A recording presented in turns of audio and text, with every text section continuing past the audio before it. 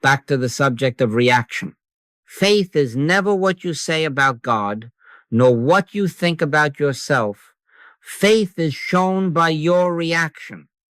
You see, the moment anxiety appears, there is your barometer. Not a feeling to fix, but an appearance to be met without surrender. Judge not according to the appearance, but judge righteous judgment. Do you see that? The appearance is the report. It is not the authority. Anxiety walks in like a bailiff and pronounces sentence.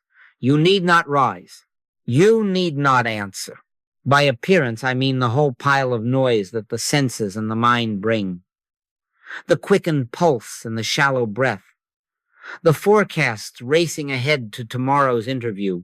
The social dread that imagines a room of eyes. The ledger painted red with numbers that aren't here yet. The memory that returns with accusations. The image of a future you cannot live because there is only this instant. All that is appearance. All that is temptation.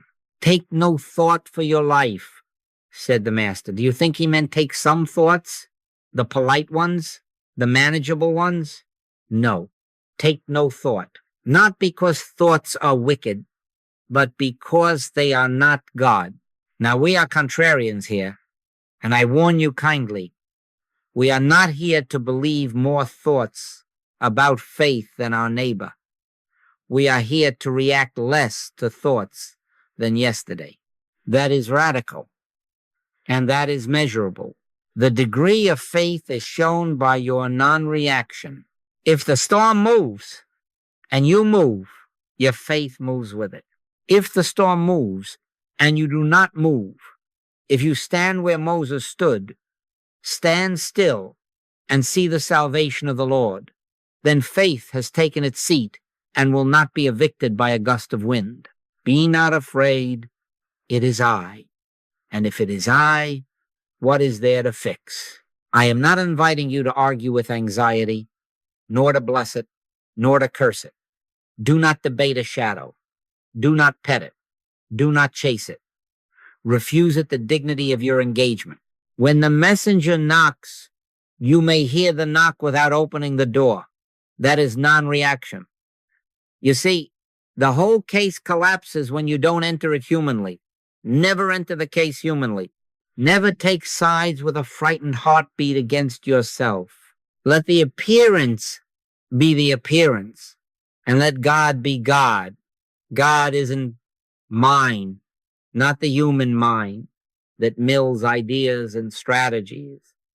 God isn't even the comfortable concept you have refined over the years. Nobody knows what God is, and so we do not think our way in. We become still, and in stillness the presence announces itself. All right? Set your expectation now, quietly.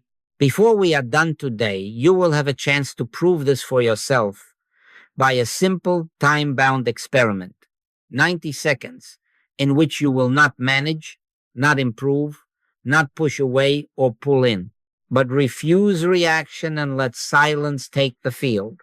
No belief system is needed, only willingness to give the appearance. No vote for a minute and a half.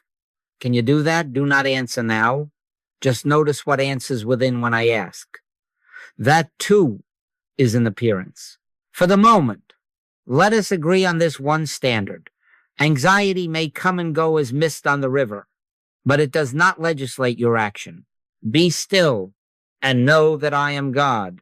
If you are still, only when the surface of the pond is glass, that is weather, not faith. Faith is a stillness that abides, whether the pond is glass or wrinkled with rain. We are after that. You see, we are not turning to God to change the weather. We are letting God reveal the eye that does not rise and fall with the barometer. And in a few minutes, we will sit together and measure it, not by ideas, but by the absence of your reaction. Now let us make this very plain, because unless it becomes plain, you will wander with good intentions and no results. Faith is not optimism. Optimism is the mind polishing the weather report. Faith is not positive thinking. Positive thinking is the mind repainting the scenery. Faith is not willpower. Willpower is a clenched jaw against the tide. All that is still the human mind attempting to manage an appearance. Faith is another order entirely. It is the refusal to enter the case at all. You see, the moment you enter, you are already agreeing that the report has jurisdiction and must be met on its terms. Thou shalt have no other gods before me. If a letter can make you rush, if a message can make you flush and scramble, if a doctor's word can make you argue with tomorrow, then for that moment the report is your God.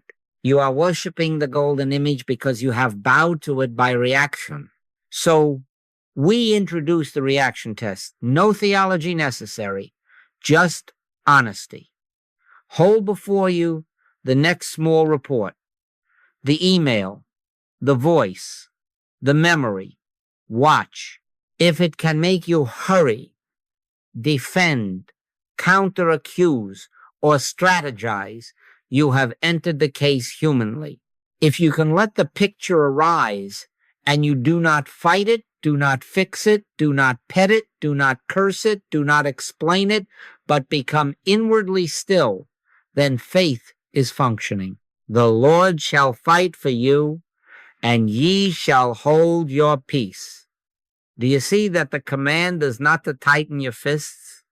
It is to hold your peace. Non-reaction is not denial. We do not say, there is no letter, there is no symptom, there is no meeting. That is childish. Non-reaction is not numbness. We are not freezing the nerves. We are refusing to grant authority. Yes, the picture stands on the screen, but we do not step into the film and become a character. We watch, present, awake, with the inner door shut. Enter into thy closet, and when thou hast shut thy door, pray to thy Father which is in secret. The closet is consciousness closed to the claim that appearances are law. The secret is not a sentence you whisper. The secret is the silence in which God is known.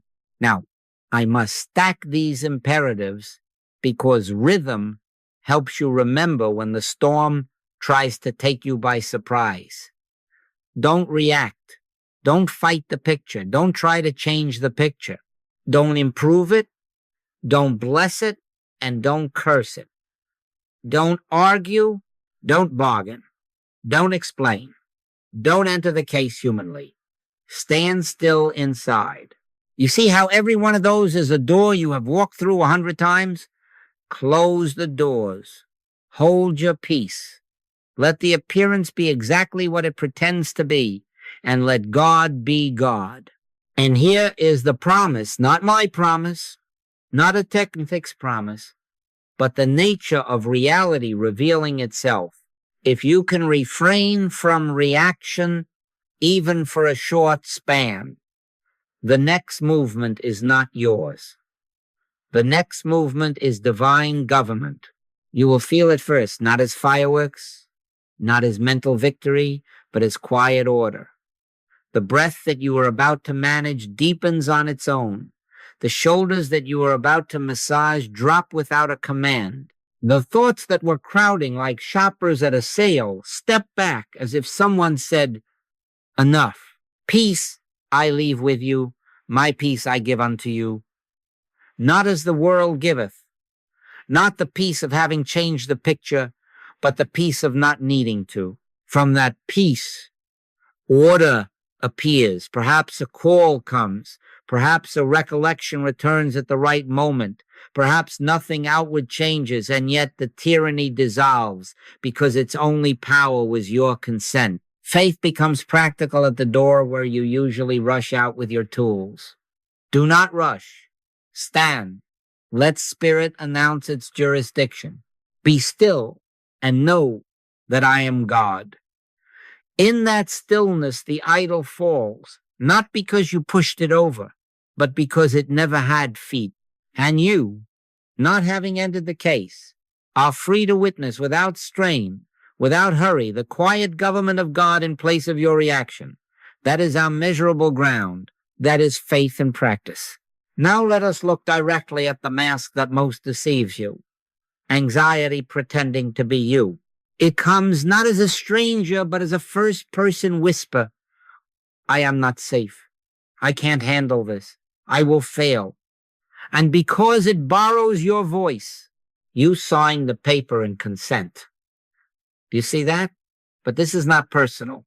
This is the weather of universal belief blowing through the streets of the world, a herd thought of fear that has been fed by headlines, households, and histories, learned nervous systems, practiced forecasts, ancestral echoes, and it will use any name on the mailbox if the door is open.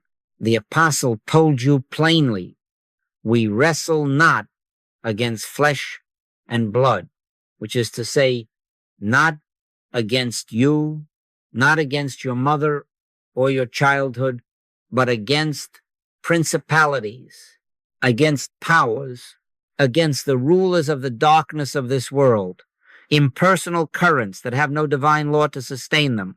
God has not given you the spirit of fear, but of power and of love and of a sound mind. If the spirit of fear is not God-given, then it is not law. If it is not law, it has no authority. If it has no authority, your consent is its only oxygen. This is the trick.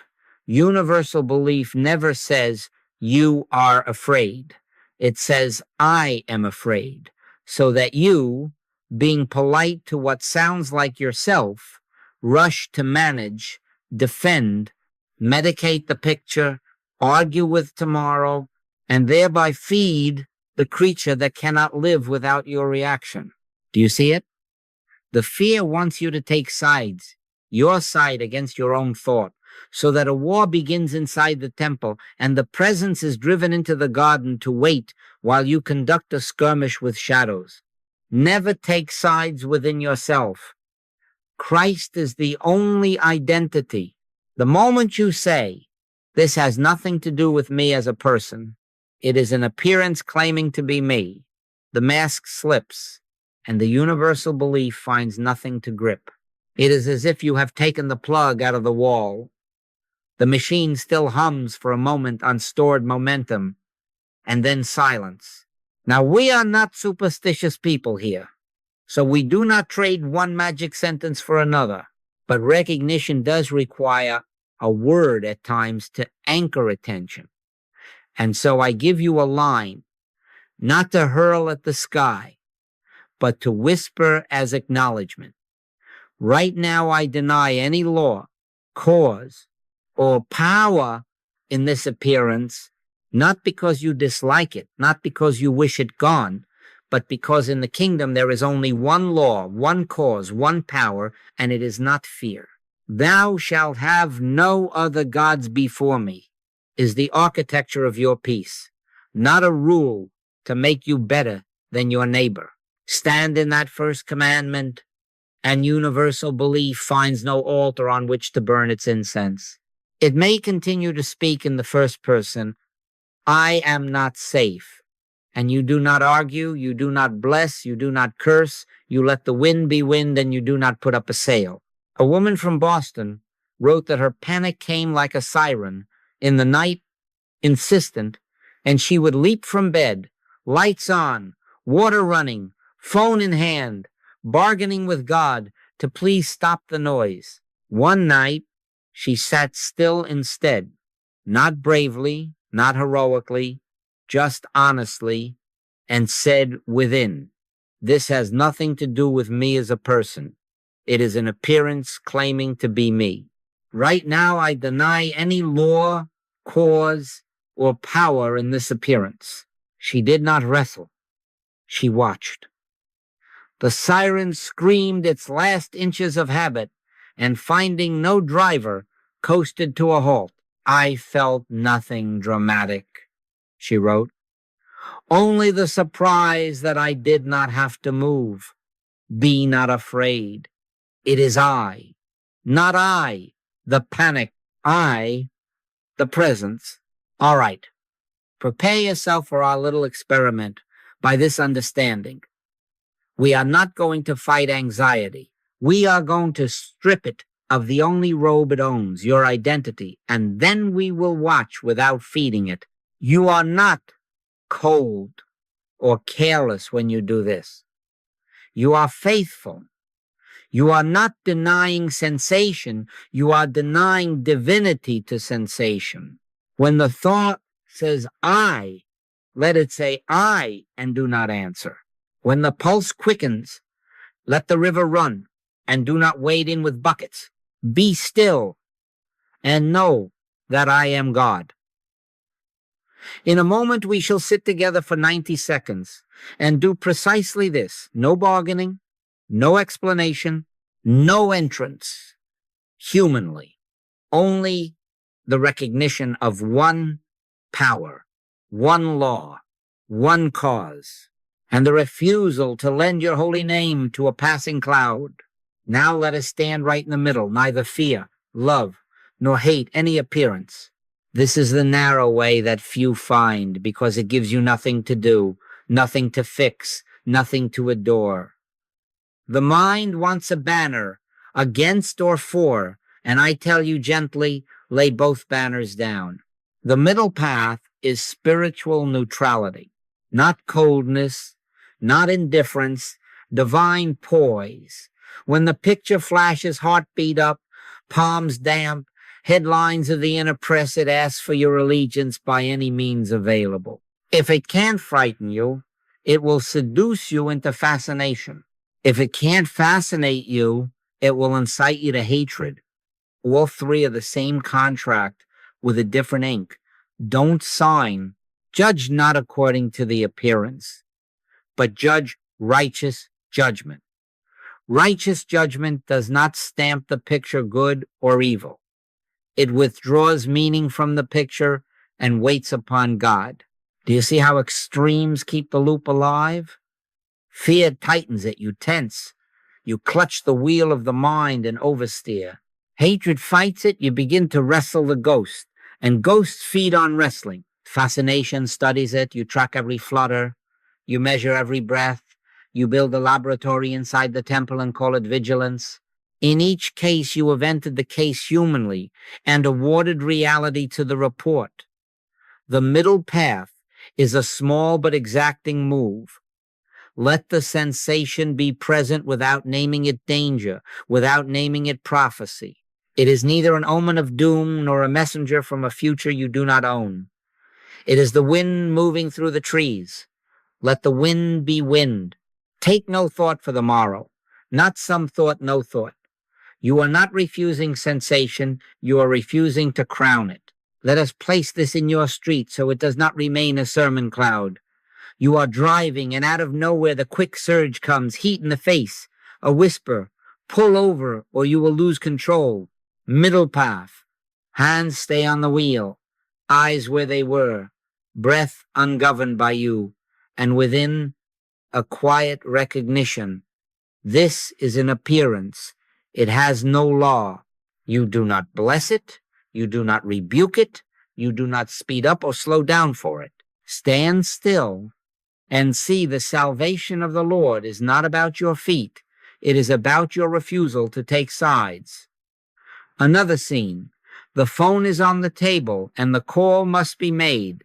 The dread performs its little drama about rejection and consequence. Middle path. You do not rehearse wounds or victories. You do not promise yourself outcomes. You lift the phone when it is time, and in the seconds before, you practice. Neither fear, love, nor hate this call. Christ is the only identity involved. One more.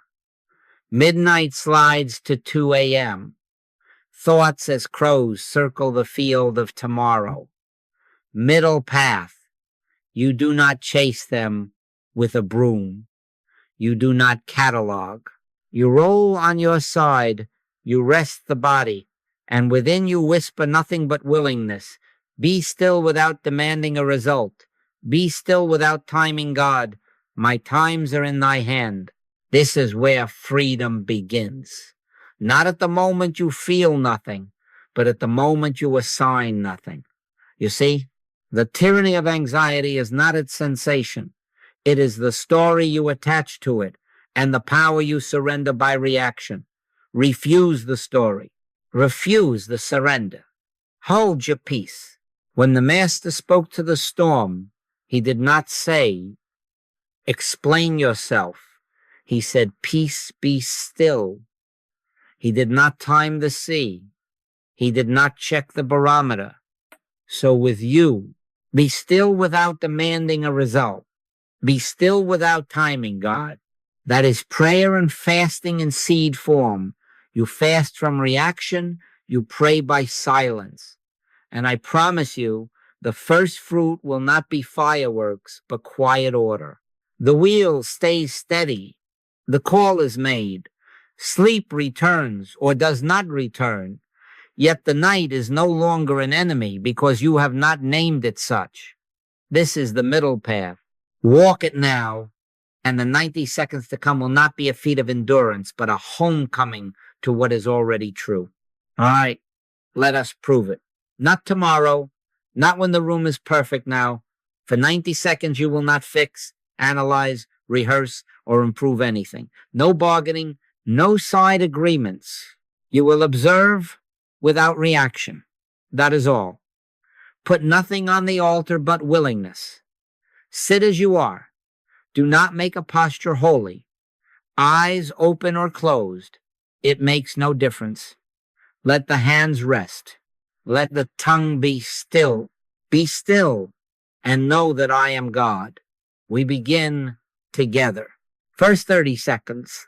Bring to attention the mildest edge of your current anxiety, or if none is obvious, call to mind a small thought image that usually stirs you. The email, the meeting, the sigh in the chest. Do not hunt for the worst. Find what is present or near at hand. Now say within, simply and without theater. An appearance is presenting itself. No story. Do not add because. Do not add if. Do not name the future or the past. Allow the sensation to be a picture on a wall. If a word rises trouble, danger, let it float like dust in a window beam. You do not follow it. Judge not according to the appearance. We are not judging. We are acknowledging a picture. Rest in that exactness. Next, 30 seconds. Refuse entry. The picture will tempt you to step into the film and take a part. Do not. Whisper within, I will not enter this case humanly. That is your line in the sand. The Lord shall fight for you, and ye shall hold your peace. Hold it. Let the breath come and go under its own government. Do not ride it like a horse. Do not count it. Do not smooth it. Let it be permission to be here, nothing more. If the body sighs, it sighs. Do not claim credit. Do not manage. If a thought knocks, shouldn't I be doing more? Recognize the salesman's voice and do not open the door. Right now, I deny any law, cause, or power in this appearance. Not a sword, a recognition. Christ is the only identity involved. Final 30 seconds. Turn softly as a leaf turns toward God contact without concepts. Not to get, not to change, not to make a sign appear, only to yield the field. Father, reveal thyself. Then drop even the sentence. Split second of silence. No listening for drama. No waiting for a bell. Speak, Lord, for thy servant heareth. Heareth what? Not words, presence. Nobody by taking thought can contact God. Nobody knows what God is. So we stop taking thought and we stop knowing for a blink. We are simply here, unentered by the picture, unentered by the manager, surrendered without pose. Be still. That is the 90. Now, do not rush to grade it like a schoolmaster. Our measurement is simple and merciful. Did you reduce reaction even by 5%? Was there one less tug, one less flinch, 1 inch more space around the picture? If yes, faith was present. Not faith as theory. Faith as non-reaction. My peace I give unto you, not as the world giveth. If the mind ran you through the old corridors and you followed good, you have found the exact hallway where practice is needed. No self-condemnation, no speeches about failure. Do you see that even condemning yourself is another entrance into the case? Refuse it as well. You may repeat this test at the kitchen sink, in a parked car, in a hallway between tasks. Never to time God, never to chase a result, but to withdraw your consent from the picture and consent to silence. 90 seconds is enough to prove a universe. For in 90 seconds, you can stand still and let God have its perfect work. Today's small 5% becomes tomorrow's ease of 15. And not because you got better at managing, but because you stopped managing and discovered governance. Hold your peace. Let it be so. Now comes the part that reveals whether you understood the exercise or merely enjoyed a peaceful minute. After the stillness, there is almost always a rustle. Yes, but what about the meeting? Yes, but the symptom is still here. Yes, but if you don't act now, you'll lose your chance. That is the same appearance, moving its chess piece to a new square. You see, it did not change nature. It only changed costume. The test continues here. Non-reaction means no negotiation. Let your communication be yea, yea, nay, nay. For whatsoever is more than these cometh of evil. We are not rude. We are not violent. We are not clever. We are simple. Thank you. But I am not entering that. And we return to quiet awareness. Do not argue with the mind. Do not prove the fear wrong. Do not go hunting for reassurance. All three are refined reactions, polished doors back into the same room. Resist the devil, and he will flee from you. Resist does not mean wrestle. It means refuse terms when the offer comes. If thou be the child of God, make these stones bread. Do not turn stones into bread to satisfy a taunt. Do not jump from the temple to demonstrate a sign for a dare. Stand in your wilderness and let angels minister in their own time. Thank you, but I am not entering that. Then be still. Imperative time. Because the bargaining mind is quick, and you will need rhythm more than theory. Don't diagnose. Don't compare. Don't dramatize. Don't make a religion out of your symptoms. Don't measure yourself by today's graph. Don't audit your pulse.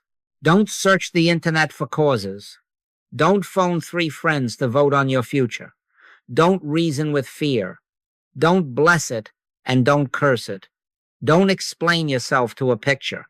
Don't enter the case humanly. Hold your peace. Having done all, stand. You may ask, isn't that suppression? No. Suppression presses the lid down on a boiling pot and pretends there is no fire. What we are doing is entirely different. We are refusing to donate identity, future, or godhood to an appearance. Thou shalt have no other gods before me. Applied to anxiety means exactly this. I will not hand my name to a sensation. I will not hand my tomorrow to a forecast. I will not turn God into a problem solver to win an argument with my nerves. Thank you, but I am not entering that. Then silence, a split second, is enough to seal the refusal with presence rather than with effort. I had a note from a man in Chicago who wrote that. After his 90 seconds, a flood of bargains rushed in. Check your calendar. You've double booked. Send an apology now or they'll hate you. He stood for 10 more seconds in the same poise, no management, no email drafted in his head, and simply answered each intruder with, "Thank you, but I am not entering that." 20 minutes later, a note arrived, changing the time of one meeting and releasing the conflict without a speech. You see, the point is not that the calendar changed. The point is that he did not grant the picture power by bargaining with it. The Lord shall fight for you, and ye shall hold your peace. Peace came first, order followed as it must, and if no outer change had come, the authority of fear would still have been broken because its only power was his consent. Now, the mind will try one more angle. It will ask for just a little reassurance, just a tiny promise of how this turns out. Do not trade the kingdom for a horoscope. Divine timing is not a chip you cash. It is governance. Your part remains blessedly small. When the knock comes, answer with your simple sentence, "Thank you, but I am not entering that," and turn not to a new argument, not to a prettier thought, but to the same stillness you touched a moment ago. "Why reason ye among yourselves," said the Master. "Why, indeed, when spirit is present, be still." Keep it clean. Keep it brief. Keep it honest. No negotiation with appearances. Each time you refuse terms and return to silence, you are fasting from the mind's menu and praying without words. And each refusal unhooks another clasp of that old armor until you find, almost to your surprise, that you are not guarding against life at all. You are simply alive in God. Hold your peace. Let God have its perfect work. Now we take the principle one step closer. So close you may have missed it while looking at calendars and meetings, and I must say it as plainly as Scripture says it. A house divided against itself cannot stand. You see, it is not only capital and labor you must refuse to take sides with, not only husband and wife, employer and employee. The real battleground, the early battleground, is the small courtroom inside where the frightened self pleads one case and the fixer self pleads the other. And you, thinking you are a judge, become only another lawyer arguing with shadows. Do not take sides inside yourself. The frightened self is an appearance. The fixer self is an appearance. Both are personal sense, wearing different robes. Neither is Christ. Shift allegiance. Principle over personalities means principle over all inner personalities too. The competent persona, the wounded persona, the anxious persona, the spiritual performer who wants to win a gold star from God. None of these is your identity. I live, yet not I, but Christ liveth in me.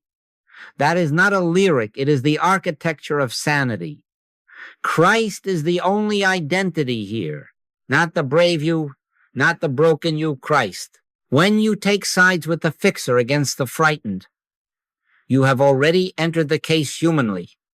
And the more noble your argument sounds, the deeper you are in the quicksand, because the fight itself is reaction, and the reaction is your consent. Now, watch this as practice.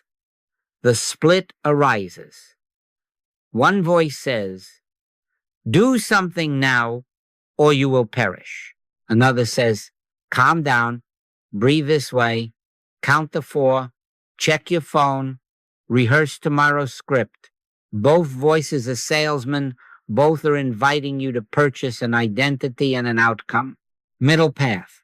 Neither fear, love, nor hate either voice. Quietly withdraw consent from both arguments. Say within, simply, "I will not take sides. Christ is the only identity here." Then, as before, a split second of stillness. "Thou shalt have no other gods before me." Do not consecrate the frightened voice by calling it prophecy. Do not consecrate the fixer voice by calling it wisdom. One power, one law, one cause. And you are not its manager. You are its temple. You say, but won't I become passive? Won't I fail to act? No. Action will come under another government. When you are through taking sides, the movement that follows is not an anxious scramble nor a self-congratulatory performance. It is a clean, unhurried step. In that order, you will send a note or you will not. You will make a call or you will not. But you will not trade your peace for the right to feel in control. The Lord shall fight for you, and ye shall hold your peace. Hold it, then move when moved. Let me place this in your work, in your home, so you do not relegate it to Sundays. Your superior's glance is cool. At once the inner jury convenes. They're against me. Prove your value. Outwork the rumor. On the other side, a smaller voice says, give up. You're exposed. Don't take either side. Not even the side that praises you tomorrow. Your interest is not to win approval. Your interest is to stand with spiritual principle alone and let your function reveal itself. A letter this week from a designer in Portland said she could feel two selves wrestling before a presentation, the champion strapping on armor to impress and the child begging to run. She sat 5 minutes, repeated, Christ is the only identity in this room, and let the wrestlers tire themselves without her cheer. The presentation went as presentations go, some questions, some changes, and she wrote, nothing magic happened, except the storm I usually start inside, never started. My peace I give unto you, not as the world giveth. I walked out whole. In the home, a spouse's silence becomes a screen on which both inner sides project the film. He disapproves, win him, yield to keep peace. Do not take sides with your image of him, and do not take sides with your image of yourself. Judge not according to the appearance, but judge righteous judgment. Righteous judgment withdraws your identity from the scene, refuses inner politics, and rests in God contact. Then, if a word is needed, it comes cleanly. If none is needed, silence speaks more faithfully than defense ever could. Imperatives now. Because habit is quick. Don't champion the fixer. Don't coddle the frightened. Don't choose a favorite self. Don't rehearse verdicts. Don't monitor mirrors, real or imagined. Don't react to how others see you. Don't enter the case humanly. Stand with principle. Be still. Let God have its perfect work. Healing begins the very moment you cease to be a team captain in an intramural game and stand as the temple not made with hands. A house no longer divided becomes a dwelling of peace. And in that undividedness, decisions ripen on their own branch. Relationships clarify without campaigns, and work unfolds in its own due season. My times are in thy hand. So, we stop taking sides even within, and we discover there were never sides in Christ, only the one. Now we come to the heart of it, the part that makes all the rest more than technique. You have seen how refusing reaction loosens the knot. Now you must know why the knot unties it all. It is not because you thought a better thought. God is not a thought. God is not a mood. God is not a mental technique to soothe the nervous system. Don't turn to God for anything. God is not power set against some other power. God isn't mind. God isn't even soul as you imagine soul. Nobody knows what God is. Do you see that? And because nobody knows what God is, nobody by taking thought can contact God. Why reason ye among yourselves, said the Master. Why indeed, if the kingdom is not opened by reasoning? The kingdom of God is within you, not within the lottery of your next clever sentence. Anxiety will sell you improvement plans for your thinking about God. New affirmations, brighter images, softer playlists. It is all the same trade, an appearance inviting you to manage an appearance. Faith is not sharper thinking. Faith is the silence in which thought stops entering the case and presence is found already present. There must come, not a performance, not a tour of spiritual vocabulary, but a split second of silence, just enough to withdraw your human hands from the controls and let governance be governance. Be still and know that I am God. Not know about know. And knowing here is not thinking. It is contact. So prayer as we practice it is not words at God, nor words at a problem with God's name attached. Prayer is turning within without words turning, then stopping. Fasting as we practice it is abstaining from commentary, predictions, spiritual gymnastics, the little inner show that counts breaths, times God, and waits for a sign so it can say, now I know. In quietness and in confidence shall be your strength. Not in performance, not in proof. This is the Joel way of that ancient line. This kind goeth not out, but by prayer and fasting. We fast from thought. We pray by silence. All right? Right where you are, a micro silence. One breath, do not improve it, receive it. In on its own, out on its own. Then a pause. Inside the pause. No asking, no arranging. If a sentence must flicker, let it flicker and go, Father, reveal thyself. Then drop even that. A split second. Don't listen for bells. Don't grade it. Just be deep calleth unto deep. Let deep answer without your help. If the mind chatters, let it chatter as rain on a roof. You have not failed. You have found the exact place where reaction still claims authority. Good. You have discovered your practice field. Do not negotiate. Do not decorate the chatter with holy labels. Do not curse it for being there. Fast from it. Pray by returning to that smallest hush. 5 seconds is honest. 5 seconds is enough. The click may be a feather, not a trumpet.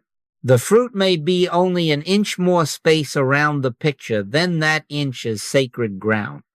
Not by might, nor by power, but by my spirit, saith the Lord. Remember, we are not using silence to force an outcome. We are not timing God. We are not bargaining for relief. We are consenting to what already is. I, God, am the solution to all problems. Not the human idea of God. Not the promise you think you deserve God. Neither in this mountain nor in Jerusalem, but in spirit and in truth. You see, the practice is not to perfect your theology, but to retire it for a breath so presence can be presence. A woman wrote from Denver that for months she tried to hold the truth every time the wave rose, and each time she failed, she added a chapter of guilt. One evening, exhausted, she gave up sentences and waited one heartbeat longer than habit. It was nothing, she said, except I wasn't in charge, and something gentle was. The wave still came that night, but without a throne. That is, God contact beyond concepts. No fireworks, just the government of peace arriving where your governance ended. So, let the mind be ignorant for a holy instant. Nobody knows what God is. Therefore, stop trying to think your way in. Be still. Fast from the next word. Pray without words. If the silence won't hold, bless the discovery and try again in the next breath. Each return is faith. Each refusal to manage is fasting.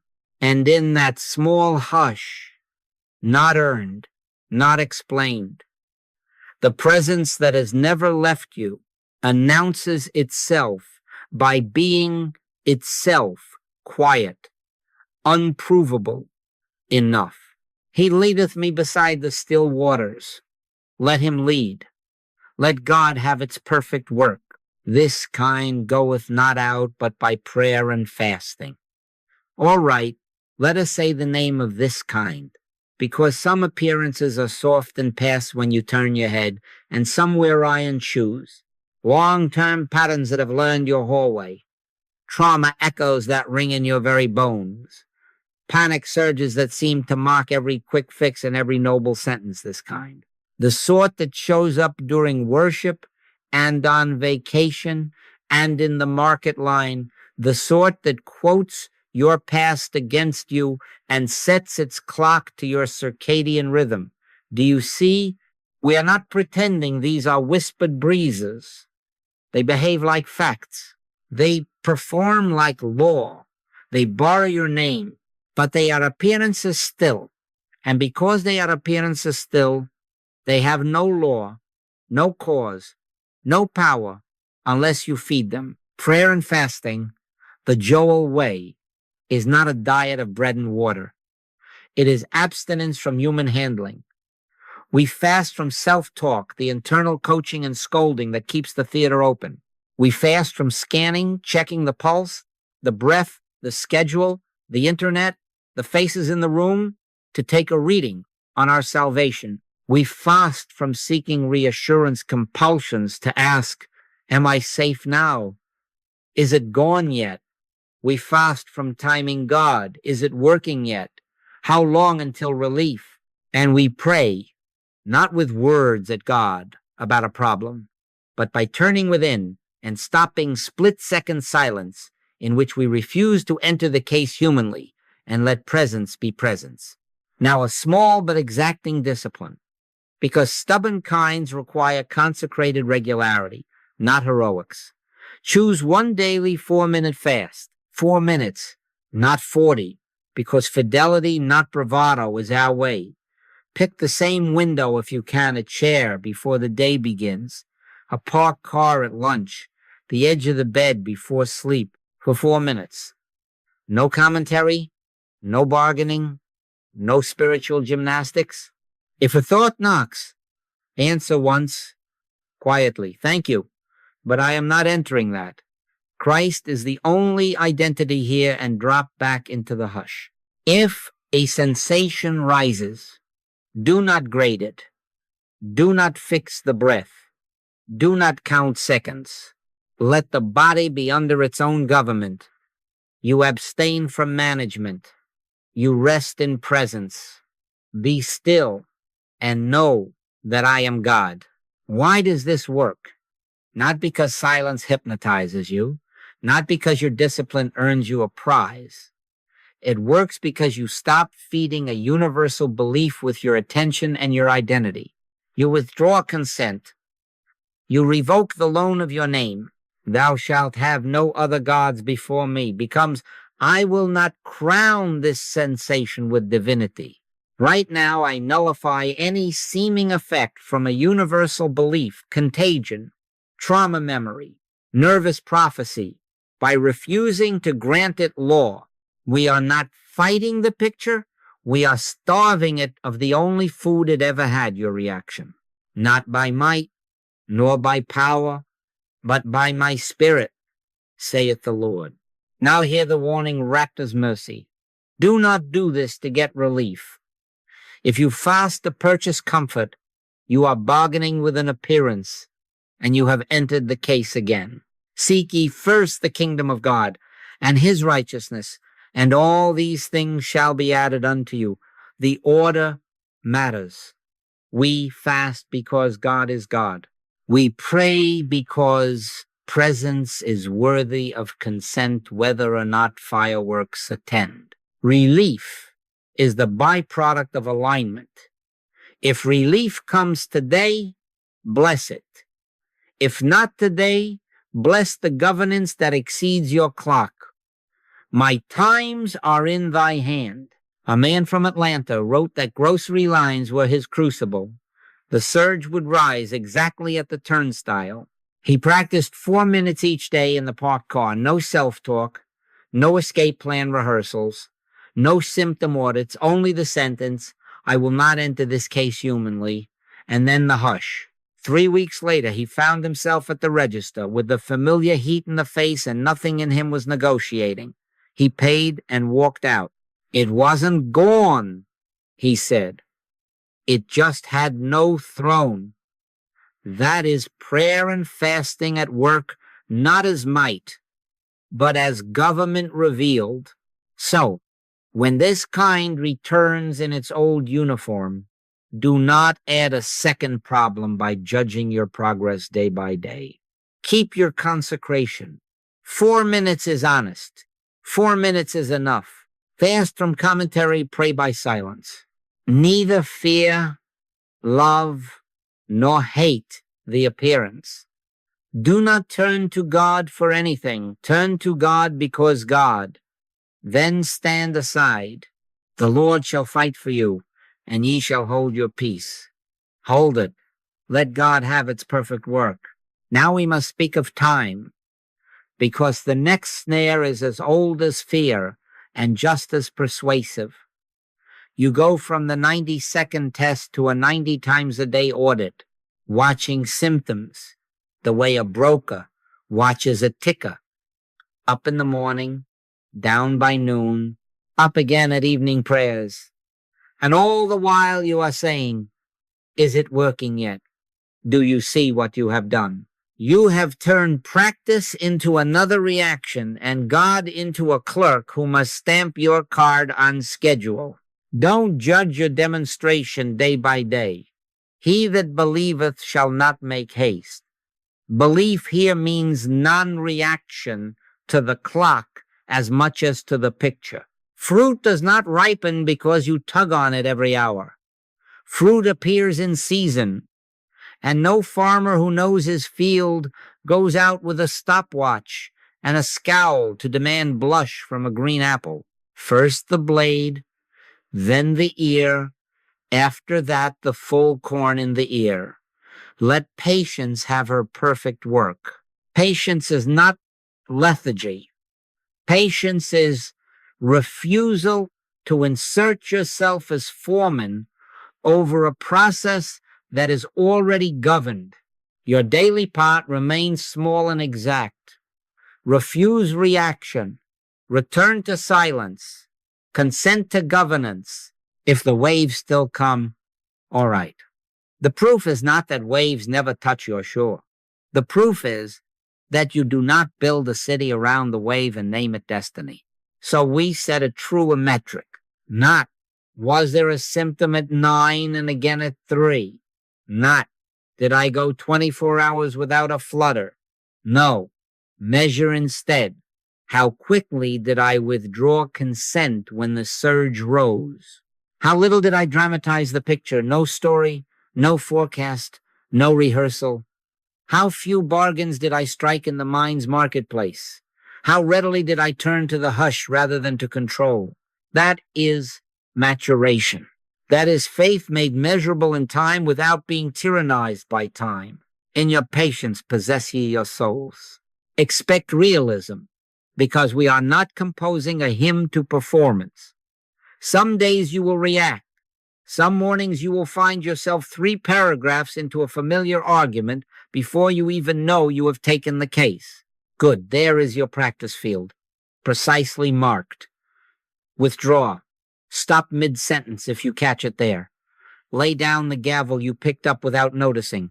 Do not add a second problem by flogging yourself for the first. Neither do I condemn thee. Rise, and for the next breath, simply do not enter the case. That quicker turn today, 5 minutes sooner than yesterday. Tomorrow, 5 seconds sooner than today, is holy ground. It is not management. It is consent. A teacher wrote last month that she kept a calendar of good and bad days, and after 3 weeks of squares and circles, she was exhausted and ashamed. She tore it up. She chose instead one measure. Did I return to silence without bargaining at least once before lunch? In 2 months, she wrote again. The schedule did not stop being crowded. The children did not stop being children. But her inner weather no longer bowed to every gust. My peace I give unto you, not as the world giveth, not as a chart gives, not as a tally gives. Divine timing is not delay, it is order. Saul of Tarsus did not go out the day after the light fell upon him. Maturity took its 9 years, and spirit was not late. My times are in thy hand. If your time is in God's hand, why would you snatch it back each evening to rate the day? Let God have its perfect work. The word is perfect, not hurried, not graded by your anxious rubric. Each non-reaction is a seed. Seeds do not shout while they split their husk. They yield. Yield and keep your consecration. Imperatives now. Because habit will try to sell you a thermometer and call it faith. Don't audit symptoms. Don't time God. Don't boast of a good stretch. Don't mourn a bad hour. Don't compare today with last Thursday. Don't enter the case humanly. Hold your peace. Stand still. Let patience have her perfect work, that ye may be perfect and entire, wanting nothing. And when the testing thought comes whispering, how long? You will answer, without heat and without haste, as long as it takes for God to let maturity bring to light what was never absent. Governance, presence, peace that does not ask your clock for permission. Now let us bring all this down into the street and the bedroom and the checkout line, because principle that does not walk with you at 2 a.m. is not consecrated in you yet. Different scenes, same test. Content changes, spirit does not. Anxiety is appearance, not authority. Faith is measured not by what you profess about that appearance, but by how little you react to it. All right? 3 scenes, night spiral. The clock reads 2:13. The mind begins its weather report. What if the money runs out by October? What if the scan is worse? What if your child drifts beyond reach? The word what if is the drum. Do not march. Do not compose a better argument. Do not turn God into a midnight accountant. Take the 90-second test. For 90 seconds, do not bargain with the future. Do not answer questions that have not been asked by anyone but fear. Do not promise yourself heroics at dawn. Say once, quietly, thank you, but I am not entering that. Christ is the only identity here. Then be still. One breath received, not managed. A split second of hush, no story, no self-explanations. If the mind lobs another what if, do not swat it and do not chase it. Let it pass across a sky that is not yours to govern. Take no thought for the morrow, said the Master. Sufficient unto the day is the evil thereof. Take no thought does not mean take a nicer thought. It means step out of thought's courtroom for 90 honest seconds and let governance be governance. When the minute and a half closes, do not audit whether you feel better. Turn on your side. Repeat within, my times are in thy hand, and yield your name back to the presence that bore it before the calendar was printed. Social dread. The appearance is their opinion. You see yourself approaching a room, a table, a call, and the inner council lights up. They will judge you, make an impression, armor up, rehearse a clever line. On the other side, a smaller voice whispers, shrink, slip out, become invisible. Both are personalities. Do not take sides with the champion or the coward. Principle over personalities. Christ is the only identity in this room. Say that, not as a banner, but as a withdrawal of consent from the inner politics, then a micro-silence, the same split second of hush, no performance plan, no apology tour. The fear of man bringeth a snare, and the snare is this: you start trading your peace for an imaginary vote. Stop the trade. Hold your peace. Walk in when you walk in. Speak if speech comes under that other government. Be silent if silence remains clean. Judge not according to the appearance, but judge righteous judgment. Righteous judgment here is your refusal to crown the room's faces with power over your identity. One power, one presence.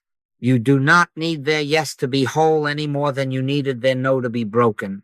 Body sensations, heat in the face, a flutter in the chest, a tight ring around the ribs. The universal belief will hand you a textbook and say, name me, research me, manage me fast. Do not check your pulse. Do not search the internet. Do not dramatize. Do not bless it, and do not curse it. Treat it as appearance and deny it law.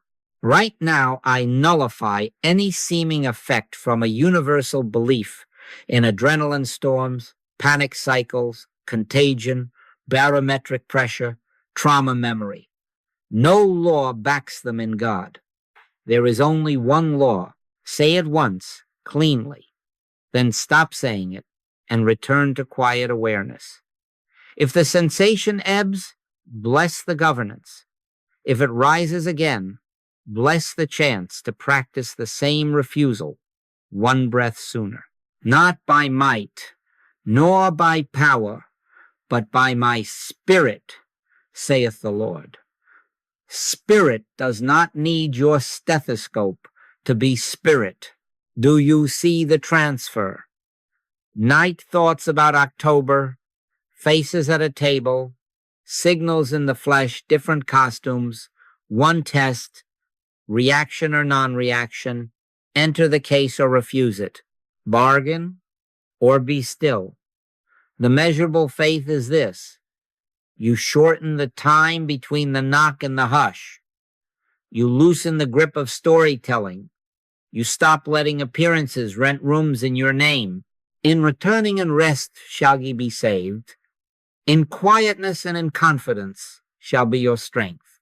Now a gentle self-audit. Where do you react most? Body, money, relationships, health? Choose one arena, not all of them, and consecrate a week. Not with tally marks and gold stars, but with one intention. When that arena's wave rises, I will take the 90 seconds without bargaining and return to the hush. Once a day I will fast 4 minutes from commentary and rest in presence. Keep it simple. Don't time God. Don't ask for a grade. Just keep the vow and let God have its perfect work. And you will find, not by might, not by proof, that the same Christ meets you in every corridor and every bed at 213. And the appearance, any appearance cannot rule where you will not react. Stand still and see the salvation of the Lord. Stand still, then live. All right, let us seal it quietly, without fireworks, exactly where we have been standing the whole way. Faith is not what you say about anxiety. Faith is shown by your reaction to it. Anxiety is an appearance, not an authority. Therefore, your daily practice is simple, unglamorous, exact, non-reaction to appearances, and a split second of silent God contact. Be still and know that I am God, not the performance of knowing, not the recital of knowing, knowing by being still. Do you see? Your spirituality is not measured by the absence of pictures on the screen, but by how little you enter the case when the pictures play. So the closing imperatives must be plain, because they are the rails on which your week will run. Never enter the case humanly. Never desire to change appearances. Always be willing to let God deal with appearances. Neither fear, love, nor hate any picture. Don't time God. Don't bargain with the mind. Don't build a shrine to a good hour, and don't hold a funeral for a hard one. The Lord shall fight for you, and ye shall hold your peace. Hold it. Let governance be governance. A simple weekly rule, so small, the self that loves projects will despise it, and therefore it will save you once each day. Whether or not there is a wave, take the 90-second test. Sit, stand, lie down as you are, refuse reaction. One breath received, not managed, a split second of hush without commentary. Say once, if you must, I will not enter this case humanly. Christ is the only identity here. Then silence. Then go on. And once more, any time anxiety announces itself at the doorway of a room, at the glow of a phone, at 2 a.m, repeat the same 90 seconds, and do it without making a struggle out of it, without grading, without using silence to purchase relief. In returning and rest shall ye be saved. In quietness and in confidence shall be your strength. What will come of this? Not your business, not today. Harmony may present as immediate relief. It may present as a clean instruction you could not have invented. It may present as a change in circumstances that surprises you and everyone else. It may present as inner authority a government of peace that remains whether the wind is up or down. First the blade, then the ear. After that the full corn in the ear. Let maturity bring it to light. He that believeth shall not make haste. My times are in thy hand. Therefore I will not snatch them back to rate the day. Your life, not your diary, becomes the proof. You find that you shorten the distance between the knock and the hush, between the picture and the refusal to crown it, between the surge and the temple not made with hands, and you discover that the Christ, which needed no help to be Christ, reveals harmony in its own way and time. Now hear this as comfort and as command. You are not fighting yourself, you are consenting to what is already true in Christ. I live, yet not I, but Christ liveth in me. We are not trying to fix a frightened you with a braver you. We are ceasing to take sides and standing with principle alone, Christ in you, the hope of glory. Not a future Christ, not a conditional Christ. So we do not turn to God for anything. We turn to God because God, we do not make a God of relief. We consecrate our attention to presence and let relief be added if and as it must. Seek ye first the kingdom of God and his righteousness, and all these things shall be added unto you. Therefore, the consecration is quiet. Never enter the case humanly. Never desire to change appearances. Always be willing to let God deal with appearances. Keep the daily 90 seconds and the one extra when called. Keep the small hush without hurrying it and without selling it for a sign. Bless what come, bless what does not yet come, and refuse to make either an idol. Stand still and see the salvation of the Lord. Stand still, then live. Go to your work, go to your table, go to your bed, carrying no sides, timing no harvest, consenting in each small return to the fact that God is God where you are. Lo, I am with you always. And because that is so, the outcome is not manufactured. It is revealed. Let it be revealed. Let God have its perfect work.